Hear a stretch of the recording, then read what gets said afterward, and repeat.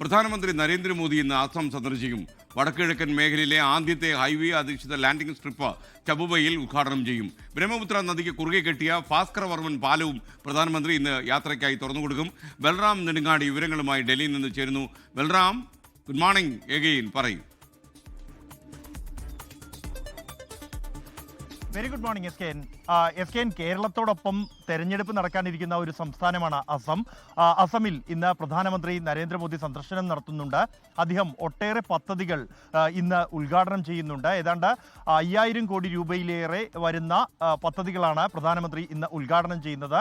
അതിൽ ഏറ്റവും പ്രധാനം എന്നുള്ളത് ഈ ദിബ്രുഗഡ് മൊറാൻ സ്ട്രെച്ചിലെ ചബുവയിലുള്ള വടക്കിഴക്കൻ മേഖലയിലെ ആദ്യ ഹൈവേ അധിഷ്ഠിത അടിയന്തര ലാൻഡിംഗ് സ്ട്രിപ്പ് പ്രധാനമന്ത്രി ഇന്ന് ഉദ്ഘാടനം ചെയ്യുകയാണ്.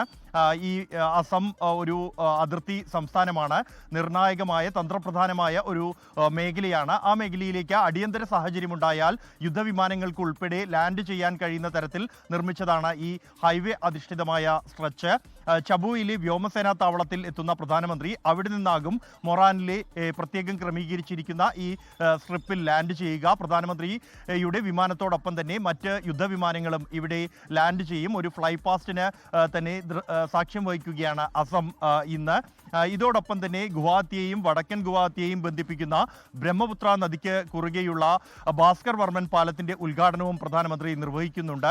ഗുവാഹത്തിയിലെ ഇന്ത്യൻ ഇൻസ്റ്റിറ്റ്യൂട്ട് ഓഫ് മാനേജ്മെന്റിന്റെ താൽക്കാലിക ക്യാമ്പസും പ്രധാനമന്ത്രി ഇന്ന് ഉദ്ഘാടനം ചെയ്യുന്നുണ്ട്. ഇത്തരത്തിൽ നിരവധി പദ്ധതികൾ പ്രധാനമന്ത്രി ഇന്ന് ഉദ്ഘാടനം ചെയ്യുന്നുണ്ട്. ഇതോടൊപ്പം തന്നെ BJP പ്രവർത്തകരുമായി അദ്ദേഹം സംവദിക്കുകയും ചെയ്യുന്നുണ്ട്. SKN.